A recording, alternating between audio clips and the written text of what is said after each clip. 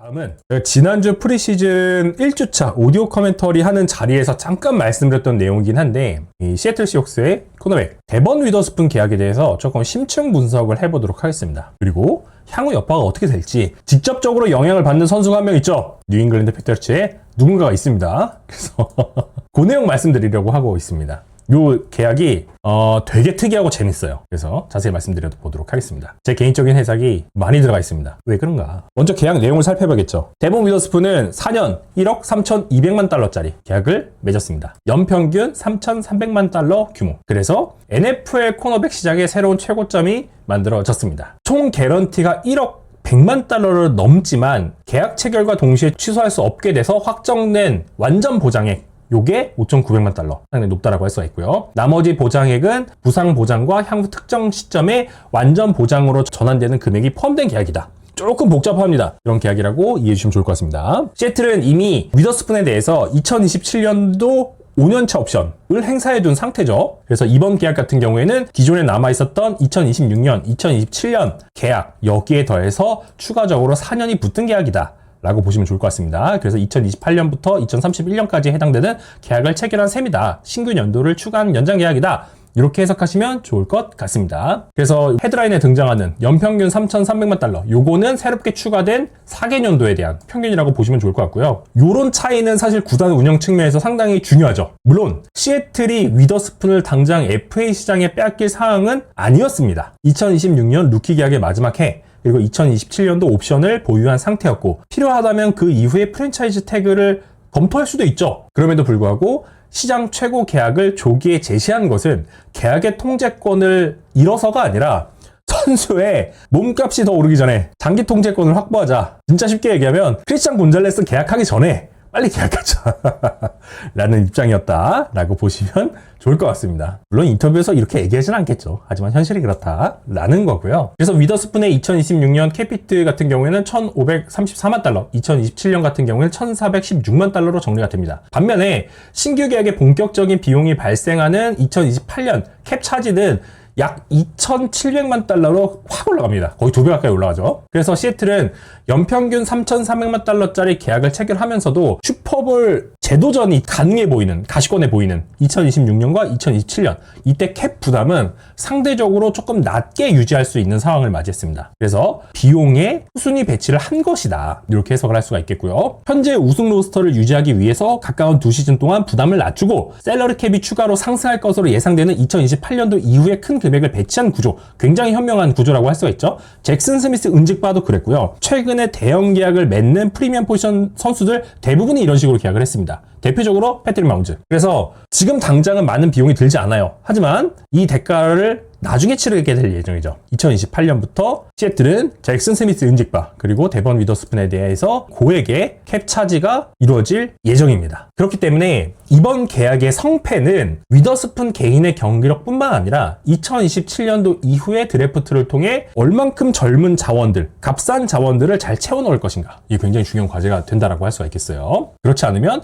2028년부터는 전반적으로 팀 부담이 굉장히 커질 수가 있는 상황이죠. 근데 제가 굳이 이 얘기, 맨날 했던 얘기인데 왜 데본 위더스푼 얘기를 가져왔냐. 데본 위더스푼은 정말 특이한 코너백입니다. 리그에 이런 타입의 코너백이 거의 없습니다. 우리가 보통 코너백이라고 한다면 잘하는 코너백, 어떤 코너백들 생각나시나요? 여러분들이 생각하시는 셧다운 코너백들, 패트릭 설텐, 크리스천 곤잘레스, 과거로 가자면 데럴 리비스, 더 가자면 디온 샌더스, 본인은 셧다운 코너백이라고 주장하는 리차드 셔먼 이런 선수들 예상할 수 있죠. 보통 우리가 돈을 많이 받는 코너백이라고 한다면 그런 코너백들을 생각을 합니다. 일반적으로 코너백들이 그런 역할을 많이 하니까. 그런데 데본 위더스푼은 조금 특이합니다. 외곽에서 단순히 디펜시브 프로덕션만 하는 것이 아니라 각 플레이에서 라우트 정렬이라거나 전달이라거나 커버리지, 레버리지라거나 캐치 포인트에 대한 대응이라거나 런 서포트까지 종합적으로 할 수 있는 자원입니다. 진짜 특이한 자원입니다. 심지어 상대팀이 누구든 플레이마다 이 변동성이 굉장히 큽니다. 위치 변동성도 크고요. 역할 변동성도 굉장히 큽니다. 심지어 할당되는 전술적인 롤 자체도 다르죠. 그래서 시애틀은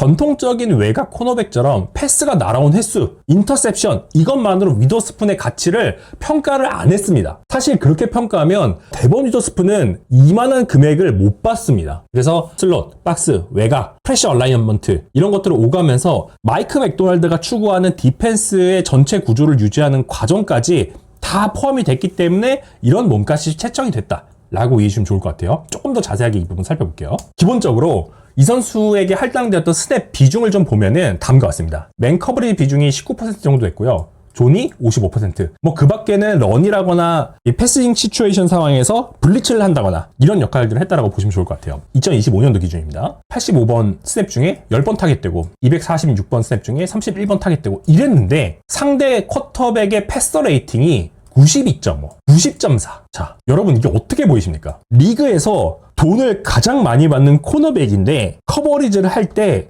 평균적으로 상대 쿼터백의 패스 레이팅이 90이 넘습니다. 이걸 어떻게 해석해야 될까요? 뭔가 이상하죠? 심지어 데본 위더스푼이 커버리지를 할 때 상대의 캐치 컴플리션 비율이 75%가 넘습니다. 이상하잖아요. 이런 스탯을 보이는 선수에게 리그를 넘어서 NFL 역사에서 가장 높은 연평균 금액을 지금 시애틀이 줬단 말이에요. 이상하지 않나요?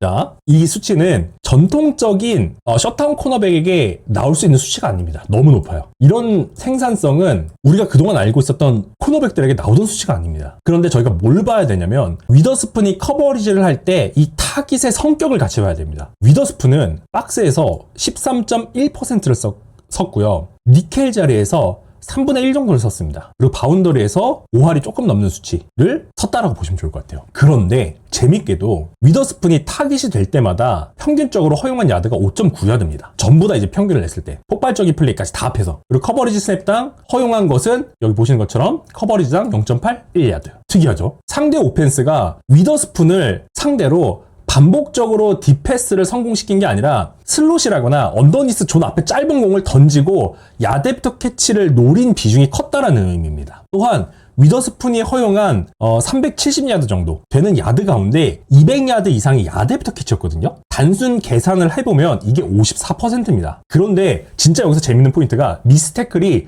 4%밖에 안 됩니다. 참고로 지난 시즌에 10경기 이상 경기를 소화한 코너백들의 평균이 11.5%거든요. 근데 위더스푼이 4%입니다. 이게 무슨 말일까요? 짧은 패스를 허용하기는 했는데 뭐 태클 실패를 한다거나 빅야드를 내주지 않았다는 뜻입니다. 태클 실패도 거의 없었고요. 이게 무슨 말이냐? 지금 현재 리그는 투하이쉘을 많이 쓰죠. 투하이쉘의 본질적인 목표가 뭔가요? 익스플로시브 플레이 억제입니다. 지금 시애틀은 데본 위더스푼 쪽에 생각보다 패싱 타깃도 많이 오고 야드를 조금씩 내주긴 해요. 근데 이 선수 쪽에 아무리 패스가 와도 태클 미스를 하지도 않고 야드부터 캐치도 안 내준다 이거예요. 익스플로시브 플레이를 억제하는데 최적화된 코너백이란 얘기입니다. 심지어 바운더리도 쓰고 박스도 쓰고 라인베커처럼 박스도 쓰고 니켈에 서도 이 선수 근처에서 폭발적인 플레이가 안 나온다는 얘기입니다. 지난 시즌 시애틀이 추구했던 디펜스의 철학과 완전히 일맥상통한 플레이를 보여준 선수라고 할 수가 있죠. 그래서 오펜스가 커버리지 구조상 허용되는 짧은 컴플리션을 그냥 내주는 겁니다. 위더스푼 쪽에 일단 던져도 돼. 어차피 짧게 연결된 패스 이후로 위더스푼은 내주지 않을 거니까 그 정도 공간은 일부러 내줘도 되었습니다. 대신에 나머지 세컨더리 인원들은 진짜 막 10야드, 15야드, 20야드 이런 플레이 막을 수 있도록 추가적인 커버리지를 할당할 수 있도록 한 거죠. 그만큼 데본 위더스푼의 플레이를 통해서 효과를 본 다른 세컨더리가 있었다는 얘기입니다. 그것도 큰 야드를 내주거나 미스테이크를 하는 게 굉장히 적은 상태로. 그래서 지금 현재 정말 트렌드에 특화된 모습을 보여줬다. 동시에 상대 오펜스에 맞는 전술적 다양성과 억제력이 이 선수의 진짜 희소성을 만들었다고 보시면 좋을 것 같습니다. 이 포인트가 위더스푼의 계약을 해석하는 핵심이라고 저는 생각을 하거든요. 그동안 리그가 돈을 많이 줬었던 셧다운 코너백에게 주는 형식의 계약을 위더스푼에겐 당연히 못 줍니다. 이 시애틀이라는 디펜스에 최적화된 코너백이기 때문에 이 값을 준 겁니다. 그래서 무슨 문제가 생기냐면 상대 오펜스가 위더스푼의 위치를 보고 얘가 도대체 무슨 역할을 하는지를 해석을 못해요. 위더스푼의 정렬을 보고 얘가 맨 커버리지를 하는지 얘가 존 커버리지를 하는지 아니면 얘가 진짜 커버리지를 하는지 블리츠를 하러 오는지 확신할 수 없다라는 것이 이 계약의 가치의 진짜 본체입니다. 한 명의 선수가 니켈 코너, 박스 디펜더, 매치업 세이프티, 프레셔 디펜더 이 기능을 부분적으로 수행을 하면서 정상적으로 플레이를 하잖아요. 상대 오펜스 코디네이터 입장에선 진짜 환장합니다. 우리 이거 봤잖아요. 슈퍼볼에서 봤잖아요. 우체란 누어스가 펌블된 공 잡고 터치다운 존 들어갈 때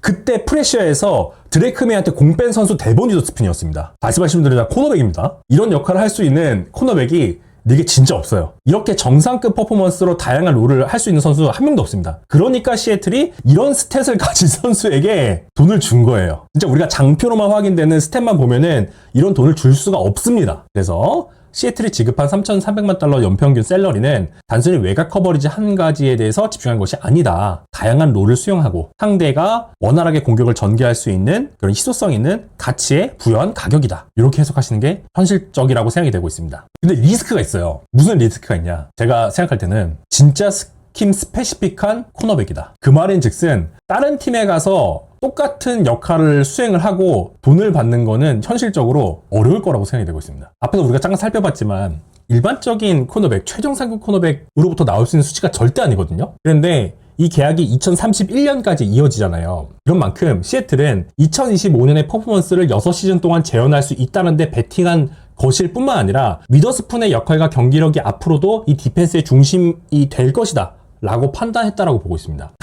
쓰기 어렵다 맞습니다. 구조적으로는 만약에 코칭 스태프가 바뀐다거나 스킴이 바뀌잖아요. 그러면 위더스푼의 가치가 지금과 같지 않을 수도 있습니다. 특히 외곽에 맨 커버리지 위주로 고정하게 될 경우에는 3,400만 달러 연평균 금액 효율이 현재보다 낮아질 수 있어요. 우리 이거 루키 시즌에 봤죠 이미? 봤습니다. 반대로 만약에 맥도날드 체제가 계속 유지가 되고 위더스푼의 역할이 계속 확장이 된다면 전통적인 코너백 통계로 완전히 포착되지 않는 이 가치, 희소성의 가치 이게 유지가 될 수 있는 거죠. 그래서 위더스푼의 계약은 일반적인 코너백들에게 동일하게 적용되는 그런 형태의 계약이 아니라 시애틀이라는 굉장히 특이한 디펜스 안에서 대체하기 어려운 선수에게 지급한 스킴 스페시픽 프리미엄에 가깝다. 저는 이렇게 해석을 하고 있어요. 여러분들의 생각은 어떤가요? 아니 스탯 이렇게 기록한 선수에게 이 돈을 주는 게 사실 말이 안 돼요. 저도 얼마 전에 이 계약 나오고 나서 시애틀 찐팬분과 같이 이야기를 나누는 부분에서 너무 비싸다라고 생각하시는 의견을 들었거든요. 그렇게 생각하실 수 있다라고 생각합니다. 하지만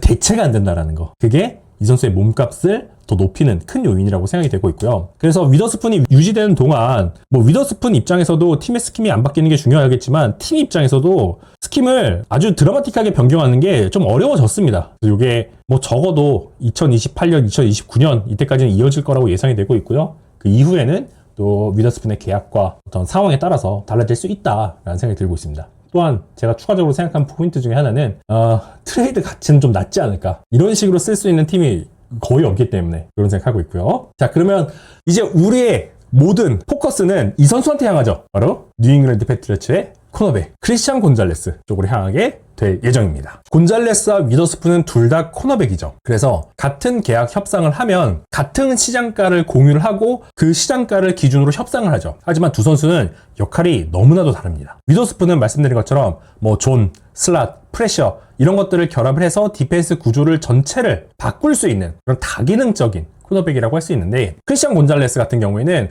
우리가 그동안 알고 있었던 전통적인 셧다운 코너백에 가깝습니다. 더 깊은 타깃, 외곽 매치업, 컴플리션 자체를 억제하는 전형적인 바운더리 코너백에 가깝습니다. 맨 커버리지 수행 비율 자체도 리그에서 15손가락 안에 들어가고요. 횟수 자체도 많습니다. 그 가운데서 데번 위더스푼보다 더 낮은 캐치 컴플리션을 유도를 했고요. 상대적으로 낮은 패서 레이팅을 기록했기 때문에 위더스푼 이상의 계약을 요구할 수도 있죠. 선수 입장에서는 야 스탯을 봐라. 위더스푼 기록한 스탯을 봐라. 내가 이 선수보다 커버리지 할 때 컴플리션 더 낮고 패서 레이팅 더 낮은데 나한테 돈을 더 줘야 되지 않겠냐 라고 이야기할 수 있습니다. 그렇죠? 반대로 패트리어츠 입장에서는 어떤 기능적인 측면, 단순히 현대 풋볼에서 요구하는 다양한 기능의 다기능성의 코너백 아니잖아 너. 그리고 너 크게 다쳤었잖아. 이런 것을 이유로 더 낮은 금액을 제시할 수도 있습니다. 그래서 지금 시애틀과 데본 위더스푼, 패트리어츠와 크리스찬 곤잘레스의 좀 상황이 조금 다르다. 하지만 분명히 크리스찬 곤잘레스 역시도 본인이 갖고 있는 아주 특별한 능력들, 상대 패스를 억제하는 셧다운 코너백으로서의 능력 매우 뛰어나기 때문에 패트리어츠가 어떻게 해석하느냐에 따라 달라지겠지만 현대 코너백들 향후 4, 5년 뒤를 봤을 때 크리스찬 곤잘레스를 어떤 값에 유지하는 것이 더 좋을 것인가 자체적으로 판단을 하겠지만 어쨌든 시애틀은 곤잘레스가 계약을 체결하기 전에 본인들 팀에 최적화된 선수였기 때문에 굉장히 높은 값을 매겼고 곤잘레스는 지금 위더스푼의 계약을 기다렸죠. 그래서 위더스푼 이상의 몸값을 받기 위한 줄다리기를 현재 하고 있는 상황이다. 이렇게 이해해 주시면 좋을 것 같습니다. 그래서 아마 많은 분들이 아니 위더스푼 왜 이렇게 돈 많이 받나요? 라고 생각을 하셨을 거예요. 그래서 그 질문에 답을 해드리기 위해서 이런 식의 분석을 진행했다라고 보시면 좋을 것 같고요. 여러분들은 어떻게 생각하신가요? 제 해석에 대해서 어떻게 생각하시나요? 먼저 질러서 안정시킨 시옥스. 사실 대화는 몇 달 전부터 계속 하고 있긴 했었어요. 어쩌다 보니까 제가 시애틀 프론트 오피스를 좀 변호하는 입장이 된 것 같은데, 근데 진짜 이해 못할 계약은 아니라고 생각합니다. 비싼 건 맞아요. 비싼 건 맞는데 지금 시장 상황상, 그리고 제가 항상 얘기하는 대체 가능성, 이런 측면에서 봤을 때 프리미엄이 붙은 건 맞지만 그래도 잡았어야 되는 계약이었다라고 생각하고 있습니다.